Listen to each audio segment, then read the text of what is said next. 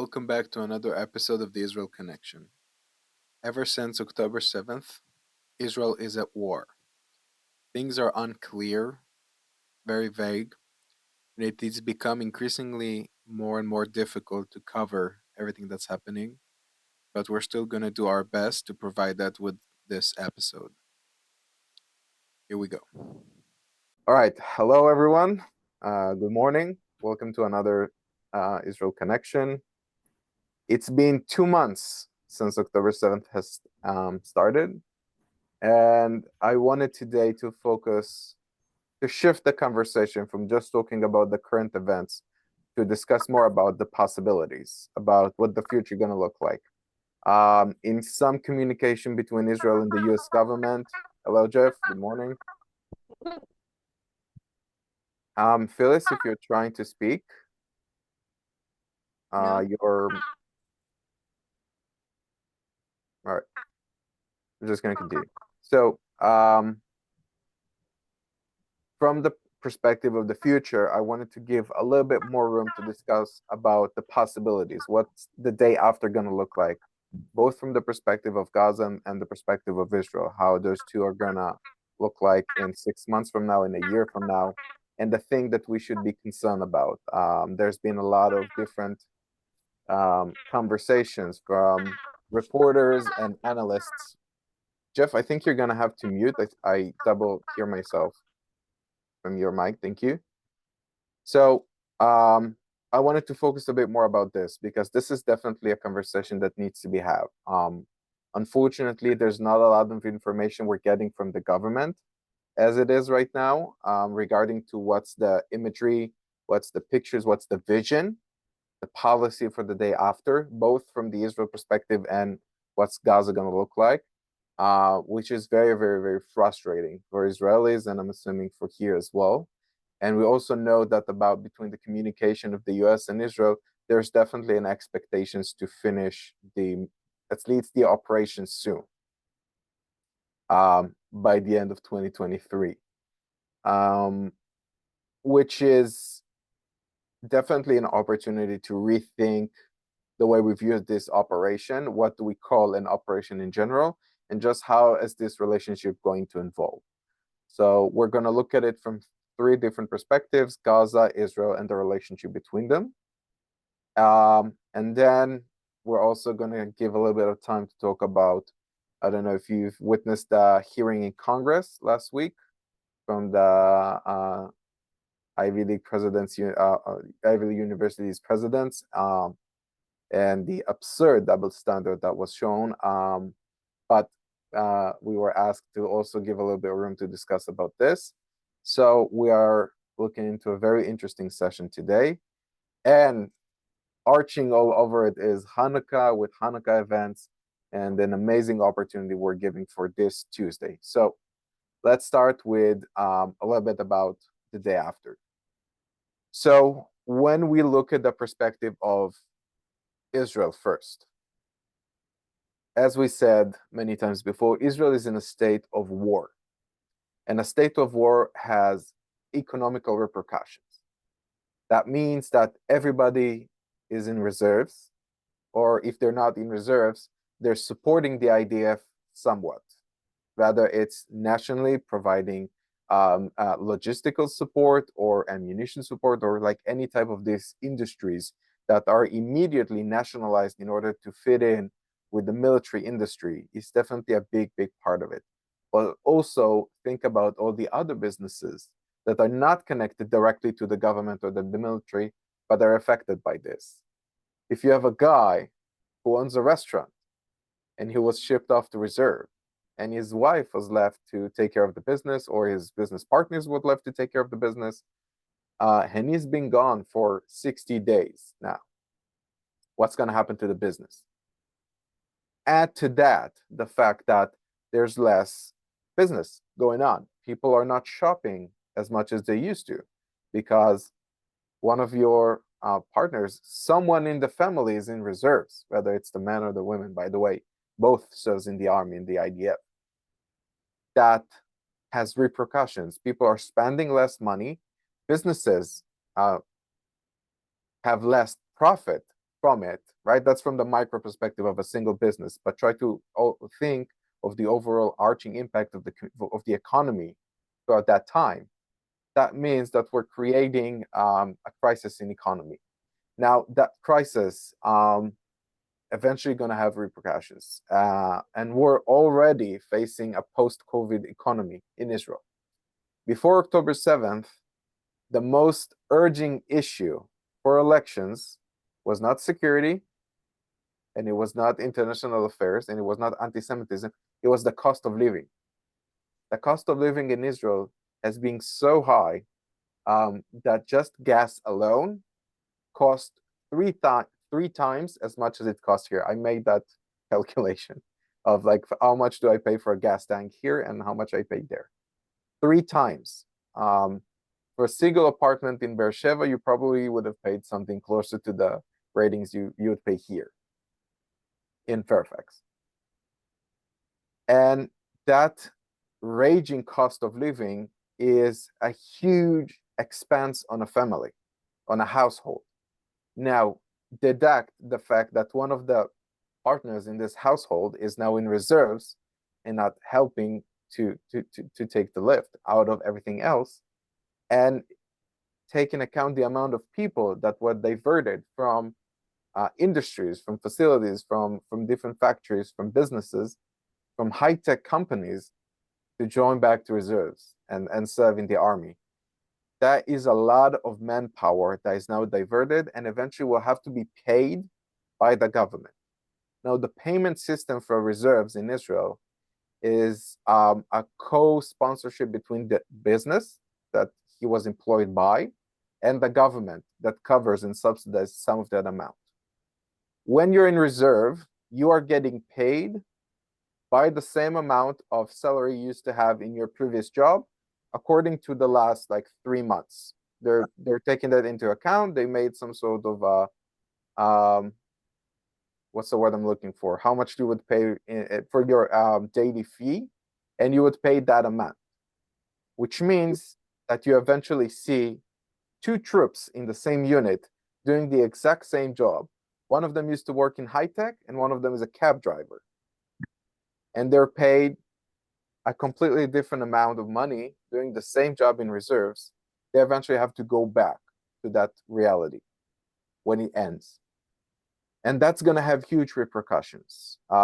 When we look through COVID, we saw a lot of small loans for business owners, for small business owners. We saw subsidizings from the government. We saw grants happening that were supposed to lift people up from their almost break-even point and below that. And in the day after, we're gonna have to revisit that relationship. When the state of war will end, when a ceasefire will eventually submit it, and we're going to talk about the security repercussions of that afterwards. That is a lot of damage to the industry and to the economy that has to be recovered. And right now, there is no apparent plan to how that's going to look like. In addition to that, and I think this was one of the most interesting one, is that Israel used to have a lot of, let's go development relationship. A really good friend of mine who's the Shaliach in Miami, before working here as a Shaliach, he works for the Ministry of Foreign Affairs, and his job was to introduce life-changing technology and agriculture technology to third world country as part of a relationship, of an economical relationship. Those countries support Israel, and we provide them with technology. This is part of the foreign relationship Israel used to have before October 7th. A lot of it because of the way it prescribed in the media, the way of the biases that goes against Israel, is going to be affected by this. So we have a huge repercussion internally on the economy of Israel, and also a really big repercussion on the external economy, on the import and export values of Israel. Nonetheless, even talking about the way Israeli companies are going to be prescribed in the world outside, whether they'll be supported or diminished, it's going to be an issue. So we're looking at an overall picture that is very, very troubling, both on the internal and the external imagery of the economy. And this will definitely have to be taken in considerations when regarding what's the policy going to look like for the next couple of years to try and recover from that, because it's coming. And we're very much looking forward to see some form of a plan or a solution or any initiatives in the area. There has been some going on as it is right now, but we're still looking to see what's the plan going to look like. That's just one point of the economy in Israel. I'm not even discussing the trust that needs to be gained. The Israeli public does not trust the government as much as it used to. It trusts the IDF. It does not trust the government. We can hear about it from everybody that I'm speaking with, everybody that I'm talking with. This is not based on polls or surveys. This is based on my relationship with people that I'm speaking with in Israel and how we are feeling about this. And there's definitely a lot of distrusts that needs to be eventually regained somehow. Regarding the security, the sense of security, this is also going to be very, very difficult. Again, even not talking about whether or not there is Hamas in Gaza and there's going to be Hamas in Gaza. Try to think about how difficult it is to convince people to go back to live in the Gaza envelope. How much time and effort that's going to take for people to try and believe that they can live there again. It is that difficult and that important, because not only that, the Gaza envelope was a huge, huge exporters of agriculture. A lot of the agriculture economy in Israel comes from the Gaza envelope. It's a beautiful area with an amazing soil that produce amazing products, and it's all been gone to waste in the past couple of months. There has been numerous initiatives of people go and pick up the products for the farmers. That was a really, really cool project that's still ongoing for a lot of Israelis. You can go, you can volunteer, and help some of the farmers to go and pick up the products that was left because they were evacuated from the area, those who were not harmed. So from the perspective of economy, from the perspective of security, and from the perspective of trust, there's going to be a lot of work implemented into try and regain all of those and reshape the future of Israel. But that's definitely things we should start asking for now. In addition to supporting Israel and providing however care we can do right now, this is something to think about. Any questions, comments, or reactions about that perspective, specifically from the Israeli side? And I've did all this without even mentioning the hostages and the fact that there are still 137 hostages left in Gaza. And if this is an operation that should be ended by the end of December, it's possible we're not going to get all of them back. And it is part of the truth as well that we have to handle. Whether or not the military operation will end or not, there's at least a lot of pressure on Israel to end this as soon as possible. Yeah, go ahead, Mike.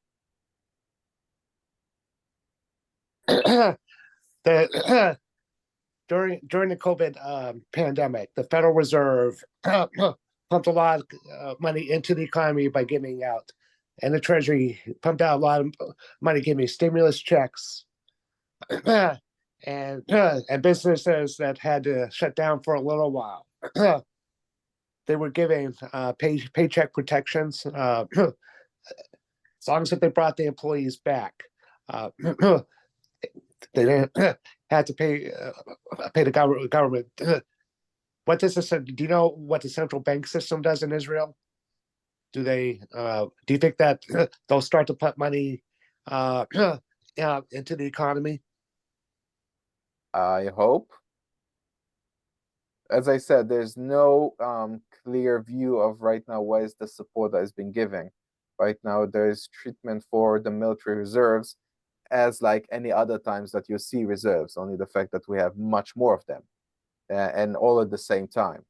Reserves is something that has been ongoing for decades in Israel. I can say for myself as a reservist, we train every year. So for 3 weeks, by the way, during COVID for 2 months, we disappear, we go to the reserves, we train, We make sure that we are as ready as we can be to whatever Israel is going to face, and we come back. And for that time, we are getting subsidized by the government for the time that we're missing. And there's also additional grants for the amount of time that you're spending in reserves in total, meaning if you spend more than 40 days, there's a grant. If you're spending 30 days, it's another grant. I've reached the top of the grants, by the way, once, and I'm very proud of it. Rotem isn't. I was gone for 2 months. But essentially, it's a system that operates, only that it hasn't had the opportunity to operate on a full-on war scale. And right now, there is no obvious solution, and there isn't an ongoing process that's happening. There's a lot of discussions in the different committees and councils regarding what the possible solution is, but right now, as we're looking at it, there still isn't a statementship solution. There isn't a policy that we're looking at, and that's going to be part of the problem. I hope it answers your question. Or are you asking specifically about small businesses in COVID? How does how would it affect small businesses? Well, again, as we said, small businesses are eventually depends on the owners and the partners, which means you have a business that is accounted on a very small amount of people. And those people are right now in the reserves or supporting the family when someone is in the reserves. They're definitely getting less business. People are shopping less than they would have because there's less of an income for everybody. And there's also a knowledge that we're in a tough situation right now. So people are not buying as much. Businesses don't make as much. And in addition to that, some of the partners, some of the owners are in reserves. So try to take all of this into account and see how eventually those are going to hold. And it doesn't look, it's not looking good. There is a really good morning radio show that I enjoy listening to called New Morning. It's in Boker Hadash. And as part of their initiatives to try to help the situation, they ask for small business owners to go online and just share about their business, offering free advertisement for anybody who's willing to listen, to share about their business or their projects or their initiatives, and to encourage people to shop Israeli, to shop Israeli-owned business. Everybody's pitching in to try to help it, but it's going to be a tough situation. It's going to continue to be a tough situation. All right. Now let's try and move forward to the perspective of what's Gaza going to look like. Right now, as we're seeing it, there's a lot of wreckage, a lot of destruction, a lot of poverty, and a lot of Hamas still in Gaza, according to today. The military operation is going. There is some form of control over the northern part of the strip, but the southern part of the strip is still filled. Filled with people, filled with Hamas terrorists, filled with destruction, and it looks really, really bad.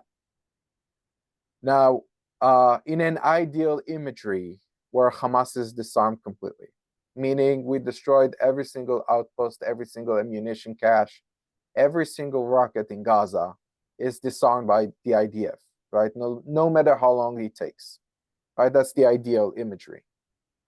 The day after, Israel needs to make a decision. Who's going to control Gaza? Because let alone for the citizens, it will happen again. Because you have an entire generation and 50% of Gaza residents are under the age of 18. Meaning they raised by Hamas. They were raised by Hamas. They were indoctrinated to hate Israelis. They were indoctrinated to not trust the Jewish people, and they were indoctrinated with the idea of a destruction of Israel and the establishment of an Islamic State. Now, this is not something that can be changed in months or with a military operation, meaning that the factor that will be controlling this area will have to be dealing with all of that hatred and misfortune. Nonetheless, to take account the fact that a lot of Gaza residents participated in October 7th. Half of the terrorists that were captured on Israeli land were not Hamas officials.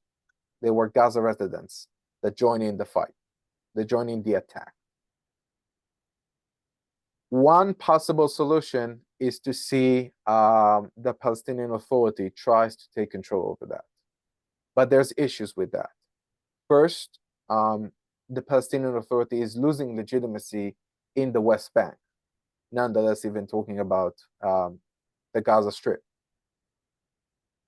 If there will be an election held right now in the West Bank, there is a very big possibility that Hamas would win those elections in the West Bank. And it's because, first, the Palestinian Authority is imaged as corrupted, as very conservative, as very old-fashioned, and it is not very much affiliated with the younger age in Gaza and the West Bank. In addition to those who just oppose to the way it practices, the way it works, there's also the fact that the Palestinian Authority collaborates with Israel on security initiatives. Meaning, if the Palestinian Authority security forces are identifying a threat to Israel, they let the Israel security forces know about this so they can make the arrest before that happens. That is part of the collaborations that Israel has with the Palestinian Authority. It's not working as good as it used to be with the government right now and with all the tension between Israel and the West Bank, but it's still ongoing. And that is prescribed to a lot of people. They percept the Palestinian Authority as collaborators with the Zionist entity, right? And if you're indoctrinated on hate, if you're indoctrinated on anti-Semitism, anyone who collaborates with the Zionist entity is evil. So there is not a lot of legitimacy. They don't have a lot of power left for the Palestinian Authority, but it is one of the possibilities when we're talking about what's gonna look like the day after. Another option is to kind of like break apart Gaza into different sections, same as the West Bank. Some of it is controlled by the Palestinian Authority, some of it is controlled by the military, by the IDF, and some of it is a bystander, something in between the two of them, right? The same as A, B, and C territories in the West Bank. This is another possibility, but if we live into that choice, we're looking at Gaza under military rule. And if we thought the images coming from Gaza were bad as it is, Gaza under Israeli military rule is even going to look worse. There's no right way for Israel to do this, because no matter what we'll do, international media is going to find a way to spin it around and show it as the Israelis are the bad guys on this one. But it's definitely going to be much more complicated for both Israelis and the residents of Gaza for military rule. That's number two regarding the possibilities. Number three, and this is more of an extreme thought. This is something that I've heard a few people talking about it. No idea if that's actually happening. But territory exchange. Israel taking over completely Gaza Strip and giving away some of the lands in the West Bank that are C territories or B territories to the Palestinian Authority and evacuating all the residents of Gaza to the West Bank. This is an extreme solution, but it's also a possibility. How much is this possible? That's obviously not as much, but we live in an extreme environment. But thinking about the imagery of Israel evacuating Gaza residents from their homes and transferring them to the West Bank isn't going to look good, no matter how we're going to spin it around. And the world already hates us as it is. But it is another possibility. And the fourth possibility is we leave it as it is, meaning the IDF will not be able to disarm Hamas completely. Hamas is going to continue and rule at least the southern part of the Gaza Strip, and Israel just pull out. Neither of those possibilities looks good. Obviously, there's the fifth possibility of the Arab world becomes more involved and someone take control over Gaza, whether it's Egypt, Jordan, United Emirates, Saudi Arabia. Some of them pitch in and tries to help with the situation, whether to just add fuels to the flame. I don't know how much this is possible. What's what's the probability of that to happen? It is a possibility, and we're trying to count in all the different possibilities for this. And the sixth will be something else, something that we haven't never thought of, something that we have never anticipated, and it's just happened. Which always important to take in account when you try to predict what's going to happen in the Middle East. So when taking in account all of those possibilities, it's definitely looking dim. It's definitely not something that can be resolved in the near future. It is something that's going to take ages to fix, something that's going to take ages to recover, and also requires a lot of trust from all sides to their administration, between each other. And but it is the way it is, and we have to take in account all of those possibilities to try and think what's gonna look like in the day after. Yeah, go ahead. Yeah, my question is that the revelations this weekend about Netanyahu's knowing all about funding of the Hamas by Qatar and all that, what kind of effect is that going to have? Because I mean, the Israelis didn't trust Netanyahu before the war. They definitely don't trust him now. So that's a problem in and of itself.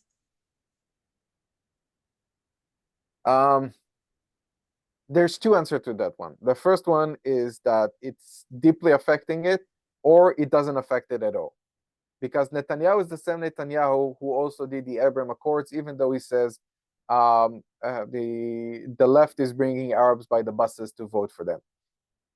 There's one thing, which is what is the public statements that the Israeli officials are making, and the other one is the actual relationship that's been developed. And it's hard to view what the imagery is actually going to look like. There's no doubt that Qatar is supporting Hamas. They're definitely sending a lot of money that eventually reaches Hamas's hands. There's a lot of Hamas officials that are in Qatar, but Qatar is still somehow seems to be responsible, or at least trying to take care of the Palestinian people.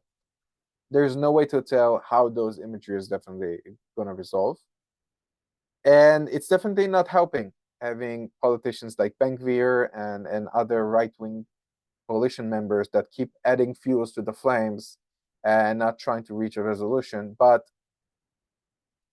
we still have to take in account the fact that if this attack was planned, and it was, for more than a year, which it was, meaning that it was planned when Israel had another government, one that didn't include Netanyahu, didn't include Ben-Gvir, and actually had an Arabic party as part of that coalition.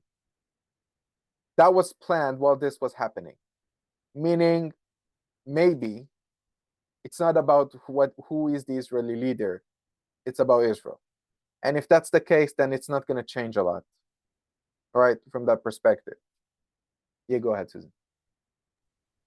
Well, a couple of things. One is I've heard that it's to Netanyahu's advantage to keep this war going.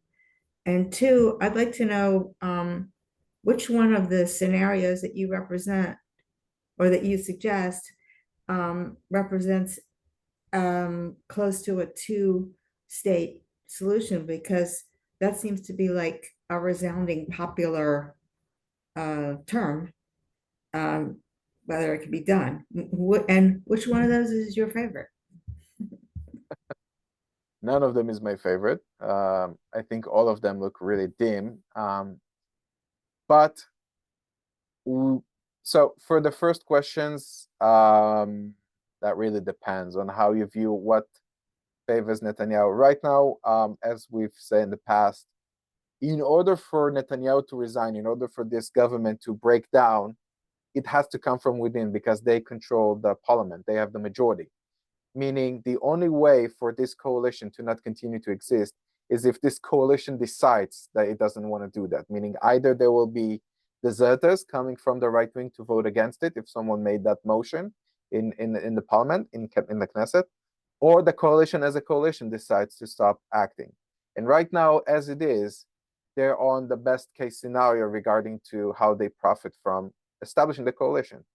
Whether or not the public likes it or not, this government can continue to exist until the next elections in 3 years from now. And in 3 years from now, everything's going to look different. So if there were election to be held today, yes, they probably wouldn't be elected. But as long as they keep the coalition together, they have at least 3 more years. But there's cracks, there are inner conflicts between the different parts of the coalition, between the Likud and the Orthodox and the Haredis, and so it's very, very complicated to try and to predict what's the government's going to look like in a month from now. Nonetheless, 3 years. But the fact is, as it is right now, they have the majority of the Knesset, meaning they are the one to choose whether or not they will stay or not, as it is. I know it's hard to believe that the Israeli term for a government is 4 years. This is something we haven't achieved, I think, since the 70s, that the government actually held for 4 years. To be more even extreme about this, is the past 3 years we had elections 5 times in 2 years. So it's really, really hard to predict how eventually this is going to be developed. There's definitely much more pressure than it was before on the government. There's definitely less legitimacy from the public to the government regarding the way they react with people. And that's definitely going to cause more internal stress and internal fractures within the coalition. Whether or not that will be enough to cause a rupture, that's up to them to eventually make that point. It's not something that the Israeli public can do. I mean, biggest protests ever against the government were lasting for the past year, and that didn't stop the government from continuing to push on the judicial reform, something we completely forgot about. By the way, it seems that it just went on by himself. The committee that elects judges was gathered because all of a sudden they had 1,500 terrorists that has to go through the judiciary system to be processed as convicts now, and you need judges for that. So they gather the committee and they're electing judges. So there's no way to tell how the government is going to shift, but as it is right now, it's going to continue probably to govern.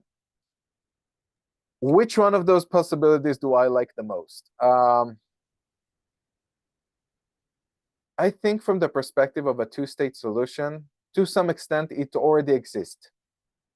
The West Bank is controlled by the Palestinian authorities. There's areas in the West Bank that Israelis can go into and are not allowed, and it's dangerous for them.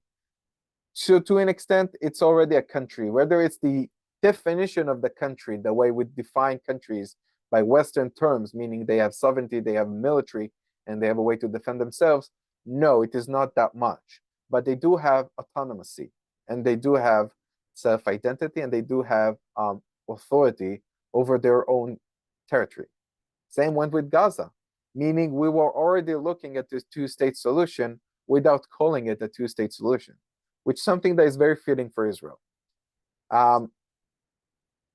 But for me, I think the ideal situation is if Gaza has been evacuated, there is an exchange of territories, and you're creating one cohesive piece of land for whoever self-identifies as Palestinians. And you don't have this like completely disorganized 2 different territories that are so not well treated that has led to this point. There needs to be a cohesive piece of land. That's not very possible. That's a very extreme solution. But we're living in an extreme environment, and this is an extreme reality where everything makes sense now. Everything doesn't make sense and makes sense at the same time, and we just can never know which one of them is more possible. To me, that is the most logically submitted solution. This is the one that makes the most sense when we're talking about a shared life eventually. I acknowledge the fact that neither of us or the people who identify as Palestinians are leaving. We're both here to stay, and we need to find a way to resolve this somehow, some point.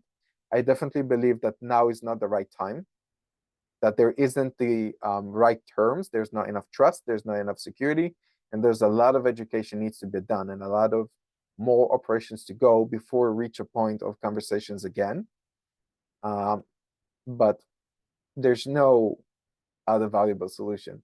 And I think that the majority of Israelis believe the same way. They're not saying it, because saying it means you're a leftist, and if you're a leftist, you're losing elections. So you can believe in it, you can work towards it, but don't say it.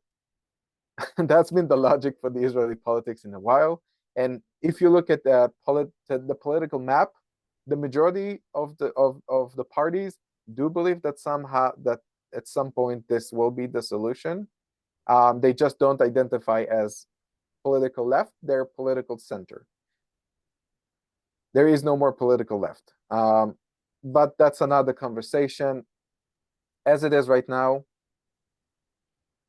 a lot of Israelis do believe that this has to be the solution, not because a lot of Israelis are concerned about this, not because we fear that there will be a successful Palestinian state that will overthrow us, is because we fear that it wouldn't be.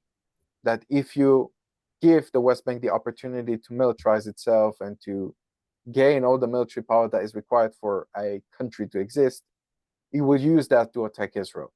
And that's the major concern. But as it is right now, none of it is possible. None of it is probable. And it is, we'll have to see. We'll have to see where this develops. There's no way to tell. There's no way to predict which one is the most possible. Adi, I see that you opened your mic.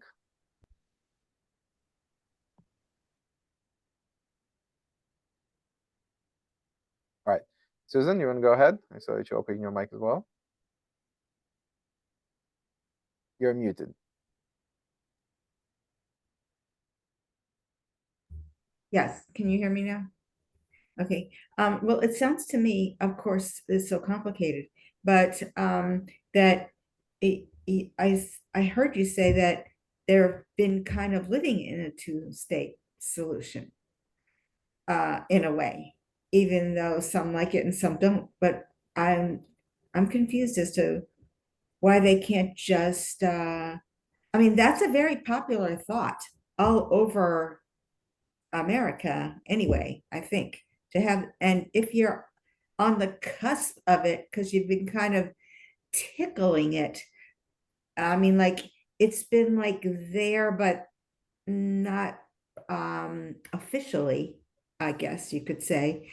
Why is it so hard to just tweak that enough to make it work, since you're so close and because that's so popular? And when you talk about things being popular and not being popular, that's popular. I mean, I understand I'm not in Israel. And so I know from your perspective, that doesn't feel that great, but it sounds like y'all been living with that concept, that two-state concept, for quite a while. It's just the adjustment, I guess, has to be in the leadership or the military, or, well, I don't understand what the adjustment is that you have to make, even though nobody's going to trust anybody anyway. But to think that it could take years and years and years is like, what is that? I mean, that's like, war, an invitation to war for years and years and years. So let's start with the cultural aspect and then move to the more governing concept, right? Because I think those two are the most valuable part in this one. Right now, there's zero trust between Palestinians in the West Bank and Israelis and Palestinians in Gaza. Palestinians can come and work in Israel from the West Bank and from Gaza, but Israelis cannot go the other way. Israelis are not safe on Palestinian-controlled ground. That's number one regarding to this. It's because a lot of the education, a lot of the infrastructure that allows the Palestinian grounds to grow, whether it's in the West Bank or in Gaza, they're indoctrinating hate. And we see this. We see booklets and we see flyers that going on in schools in the West Bank, and we know what Hamas is doing in Gaza. They're indoctrinating people to hate. Could I just interrupt for a minute? There's always been hate. There's always been distrust from my perspective. So why is that different? I mean, if Mhm. you're thinking about trying to make a change, that is never going to change. And uh, Is it? has there ever been a change that I mean, like, did the Israelis ever trust the Palestinians? When you say it's only one way, hasn't it always been just the Palestinians only go one way and the Israelis go both ways, whatever way you want it to be, whatever way works for you best in trying to make it work. But for Palestine or Palestinians, it never works, only their way works. So, I mean, like, that's a conflict that's been going on for, like, as you mentioned, the 3,000 years ago that you started explaining this issue. Yeah. I mean, it's never gonna, that philosophy doesn't sound like it ever has a solution. So that always takes me back to a conversation I had during my training for the Jewish Agency, where we spoke with someone from the Palestinian Authority. He was 50, and he serves time in the Israeli jail. And the first time he met Israelis was in jail. He was imprisoned because he threw Molotovs at soldiers. He was convicted as a terrorist, and he spent time in jail. And in his time, where he met Israelis in jail, he learned that he viewed the reality completely different than what it is for real. And when he got out, he joined the Palestinian Authority and has been working with Israel ever since. That, to me, that shows you that this is not genetic. This is an educational piece that is missing. And if that's possible, then anything's possible. Because the other way around, Israel occupies the West Bank and Gaza and just controls that. That means you're going to have 2 million citizens that don't like you, that are electing your officials, that can move freely within your borders, and that's going to cause harm. And that's no good either. We can only remain hopeful that this will have resolved, because there's just no way around it. And regarding, right, how can this be developed? Gaza is autonomous. Gaza had elections. Hamas won those elections. And because it was a one-sided deal, Israel disengaged from Gaza without asking for anything back from the Palestinian, any responsibility for Gaza. That was a mistake. And that's the mistake we're paying for right now. I'm not saying giving Palestinians opportunities is a mistake. I'm saying making decisions without building a long-term process that will maintain security and peace, and will make sure that there is an infrastructure good enough for autonomous lives, then there's no way around it. It's more obvious than ever that we need help. Israel needs help. The West Bank needs help. It cannot just be us. It has to come from the Arab world that is part of the indoctrination that Israeli leaders have been talking about for years, not just Netanyahu. Other countries needs to pitch in for us to resolve this, because we cannot do it ourselves. But we cannot lose hope, because we have nothing left but that. We have to stay optimistic to believe that this is going to happen.